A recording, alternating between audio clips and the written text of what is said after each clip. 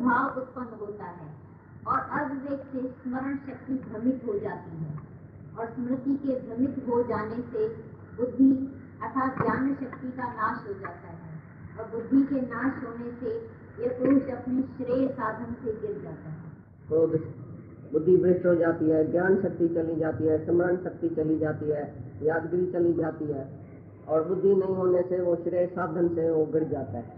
जो साधन कर रहा था परमात्मा की तरफ, जो ऊंचा साधन कर रहा था उसी से गिर जाएगा। एक भी विषय, एक भी विकार तुम्हारे अंदर आ गया तो साधन से तुम गिर जाएगा। जो मुक्ति का साधन, मुक्ति के लिए मनुष्य आया इधर सेल्वेशन के लिए और मुक्ति के लिए और आजादी के लिए, तो जन्म मरण से मुक्ति के लिए जो आया है इधर, उसी मुक्ति से गिर जाएगा। अगर विषय और विकार में गया, बुद्धि भ्रष्ट, विवेक भ्रष्ट अविवेक को हो जाता है, विवेक नहीं होता है, सत्य क्या है असत्य क्या है, मैं असत्य चीज कर रहा हूँ, मैं असत्य की तरफ जा रहा हूँ, मैं माया में जा रहा हूँ, तो तुम बोलेगा नहीं जी माया नहीं है, ये तो बड़ा मजा है उधर भाई, इसके लिए मैं मजा लेने जा रहा हूँ, है माया तुमको गिराने के लिए। तो जो श्रेय साधन से तुम गिर जाएगा तो मुक्ति से भी गया, स्वर्ग से भी गया, सीधा ही नर्क, काम और क्रोध नर्क का द्वार है। तुमको स्वर्ग नहीं मिलेगा, तुम विषय विकार में जाएगा, नर्क मिलेगा। तो बुद्धि भ्रष्ट होगी, ज्ञान चला जाएगा, साधन चला जाएगा तुम्हारा, मुक्ति से तुम गिर जाएगा, सारा ही नुकसान हो जाएगा, बुद्धिहीन बन जाएगा, अविवेक पैदा हो जाता है। विवेक सत्य असत्य को तुम जान नहीं सकेगा और क्रोधी जो है वो जीते ही जी नर्क में पड़ा है, कामी क्रोधी दोनों ही नर्क में पड़ा है। भगवान से तुम कम से कम परे हो जाएगा, मुक्ति से परे हो जाएगा, फिर वो रास्ता नहीं मिलेगा। एक बारी मन से देह चली गई तो फिर कहाँ जाएगा? विषयों में विकारों में जिसकी बुद्धि भ्रष्ट हो गई, मेधा शक्ति गुम हो गई, जिससे तुम ज्ञान सोचो, जिस बुद्धि से ज्ञान सोचो उस बुद्धि से तुम विषय सोच रहा है, वो बुद्धि तुम्हारी घस जाएगी, भ्रष्ट हो जाएगी। अभी वो उत्तम बुद्धि नहीं रहेगी जिससे तुम परमात्मा को सोच सको, परमात्मा को पा सको, वो बुद्धि तुम्हारी भ्रष्ट हो गई विषय विकार में। तो बोलते हैं वो श्रेय साधन से गिर जाता है, वो जो साधन सच्चा मुक्ति का है उसी से गिर जाता है। एक विषय तुम्हारे अंदर में है, एक भी इच्छा तुम्हारे अंदर में है तो भगवान से तुम दूर हो गए, तो भगवान नहीं मिलेगा। या तुम इच्छा पूरी करेगा, या तुम मजा लेगा, या तुम भगवान को पाएगा। भगवान और भोग दोनों नहीं मिलेगा।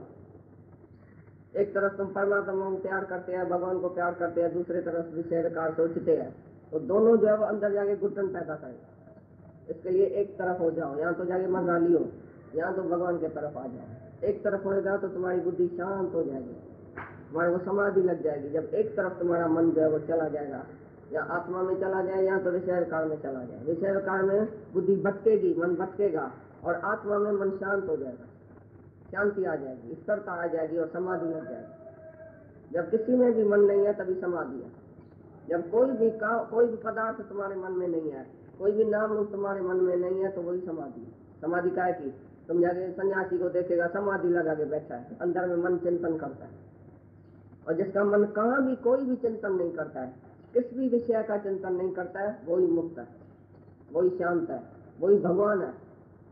उसका मन भगवान में लीन हो गया है, जिसका मन बाहर कहाँ भी नहीं। और तुम्हारा मन बाहर भटकता है तो अंदर नहीं आता है। एक बारी किसी लड़के को बाहर जाओ धक्का खाने के लिए भेजो, देखो अंदर घर में रहता है, वो घड़ी घड़ी जाएगा बाहर, नहीं मैं दोस्तों के साथ जाता हूँ, मैं सिनेमा में जाता हूँ, मैं गोली रंद करता हूँ, मैं रास्ते में भटकता हूँ। एक बारी किसी बच्चे को बाहर का धक्का खिलाने भेजो, फिर वो बच्चा घर नहीं करेगा। किसी का भी पाँव बाहर निकला फिर वापस नहीं आएगा घर में, आदत पड़ जाएगी बाहर निकलने की। ऐसी तरह से इसी मन को भी आदत डाली बाहर निकलने की, तो फिर वो वापस घर में बहुत तकलीफ से आएगा।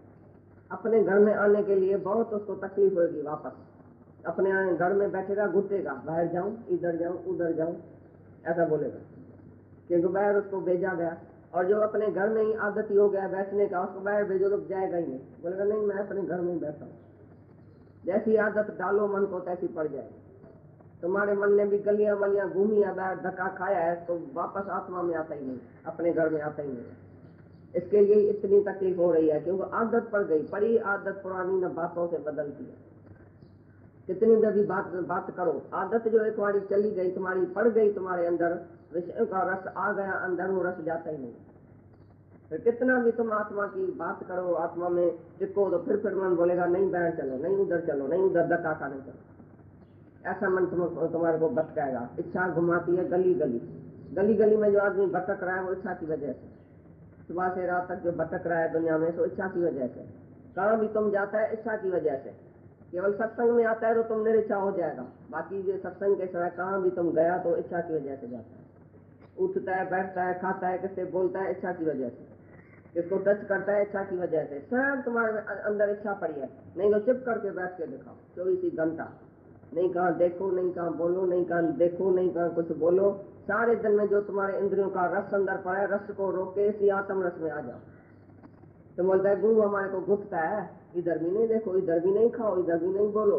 तो ये भगवान क्या बोलता है गीता में, वो तो तुमको घुट के मारता है। तो मेरे परायण हो जाओ, नहीं तो तुम्हारी बुद्धि भ्रष्ट हो जाएगी, श्रेय साधन से गिर जाएगा। भगवान क्या बोल रहा है अभी, जो सभी इंद्रियों को वश में रख के एक मेरे परायण रहता है, मेरे में बुद्धि रखता है, मेरे में मन रखता है, रात दिन मेरे को याद रखता है, मेरा ही गुणवानवाद करता है, और परमात्मा को साक्षात जहाँ तहाँ देखता है मेरे को, तभी वो विषय रखा से छूटता है। जब सभी इंद्रियों के रस से जब छोड़ेगा तभी परमात्मा का साक्षात्कार करेगा ना।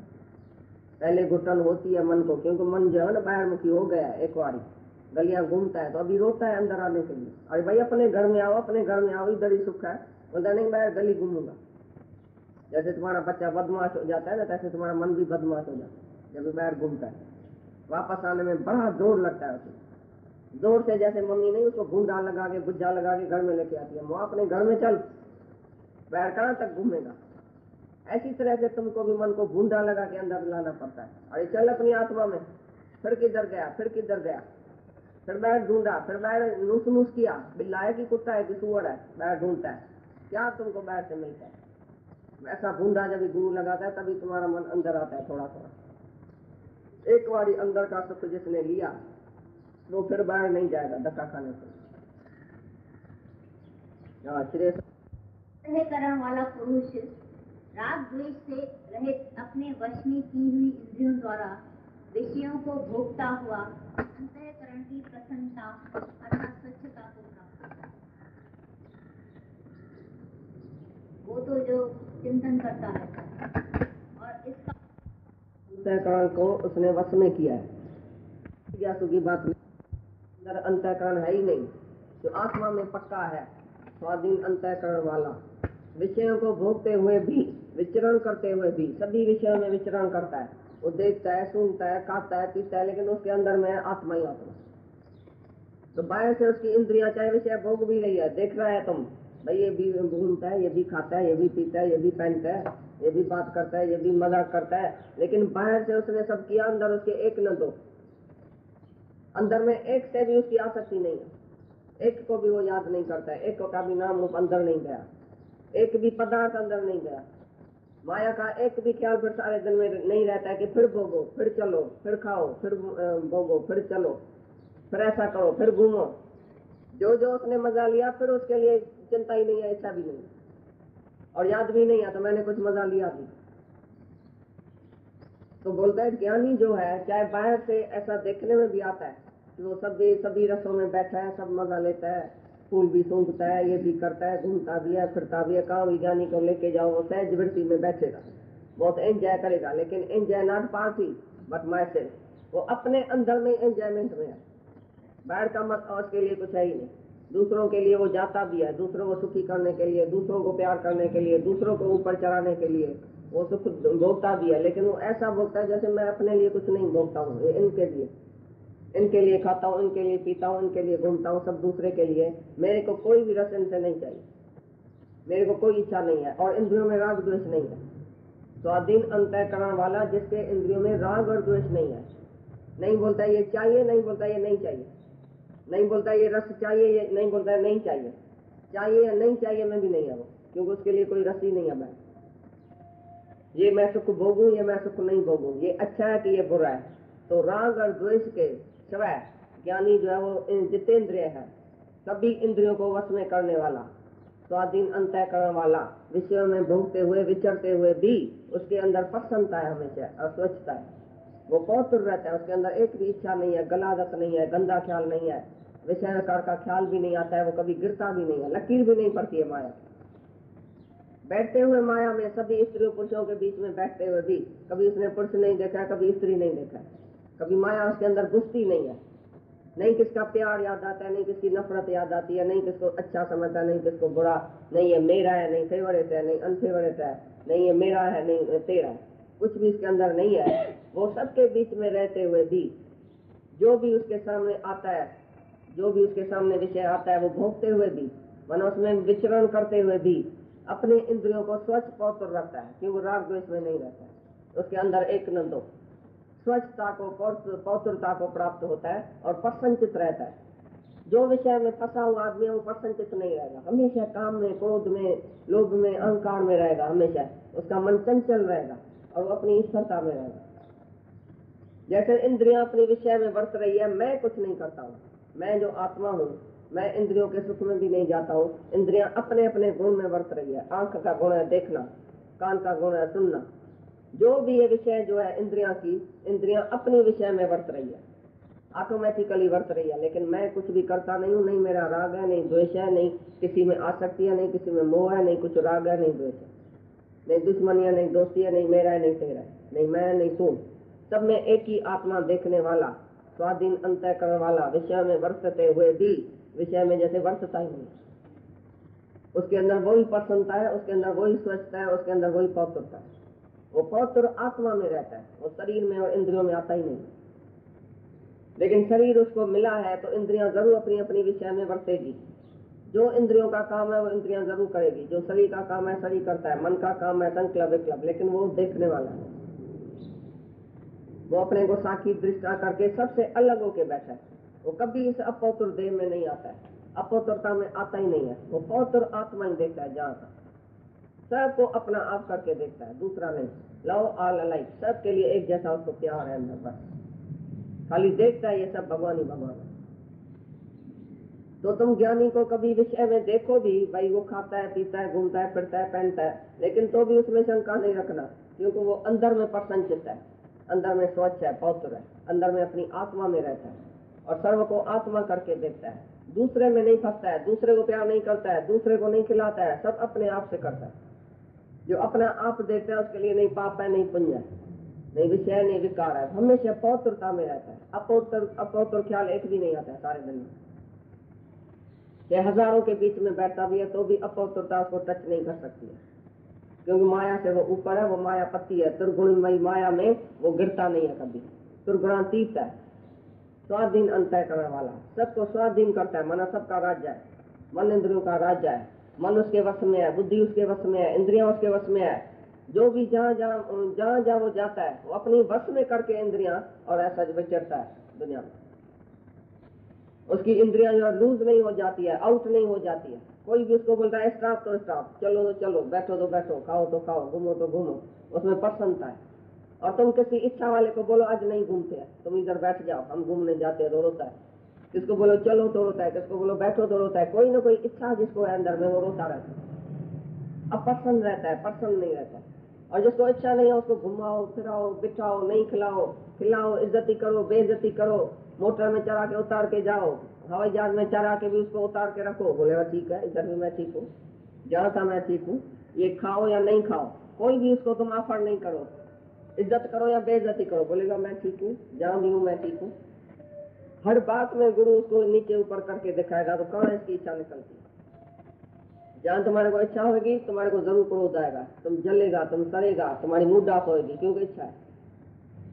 और ज्ञानी सब विषयों को भोगते हुए विचरते हुए प्रसन्नचित रहता है। जो विषय विकार में फंसा हुआ आदमी कभी प्रसन्नचित रह सकता है? हमेशा दुखी रहेगा, चलायमान रहेगा, इंद्रियां उसकी जो है वो चलायमान रहेगी, मन उसका चलायमान रहेगा, विषय में भटकता रहेगा, उसकी बुद्धि मेधा शक्ति सारी चली जाएगी, अविवेक जागेगा, कामी और क्रोधी हो जाएगा। जिसको काम है वो जरूर क्रोध करेगा, जिसके अंदर काम नहीं है वो क्रोधी नहीं करेगा, वो प्रसन्नचित रहेगा, हमेशा हमेशा हंसता रहेगा, स्वच्छता को प्राप्त होगा, पवित्र जीवन है उसकी। ये ज्ञानी के लिए सारा अनुभव सुना है। ज्ञानी के होने पर इसके संपूर्ण दुखों का अभाव हो जाता है और उस प्रसन्न चित्त वाले पुरुष की बुद्धि शीघ्र ही अच्छी प्रकार स्थिर हो जाती है।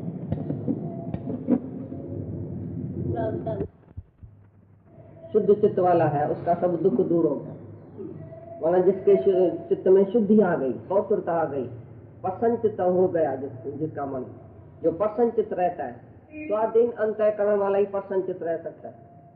स्वाधीन अंतःकरण वाला हमेशा प्रसन्न चित्त रहेगा और निर्मलता को प्राप्त होएगा। जिसका मन निर्मल, पवित्र, साफ हो गया, जिसके अंदर एक कोई भी विषय विकार नहीं है, जिसका मन बुद्धि अंतःकरण शुद्ध हो गया और कंट्रोल में आ गया, स्वाधीन, पराधीन नहीं है, स्वाधीन है।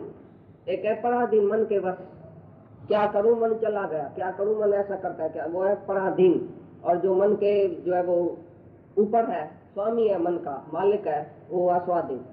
तो स्वाधीन अंतःकरण वाले की बुद्धि निर्मल हो जाती है और निर्मल बुद्धि वाले को कोई दुख ही नहीं सकता, सब दुख उसका दूर हो गया और वो प्रसन्नचित रहेगा हमेशा। जिसके अंदर इच्छा नहीं है, इच्छा यह है शांत भला, शांत तुमको काटता रहेगा, तुमको कभी सुख शांति से नहीं सोने मिलेगा। जब इच्छा नाश हो गई, खलास हो गई, तुम ऐसा समाधि में ऐसा होएगा, हमेशा प्रसन्नचित रहेगा, हमेशा खुश, जिसी भी हालत में भगवान रखे उसमें खुश, देवे या नहीं देवे, हर बात में खुश।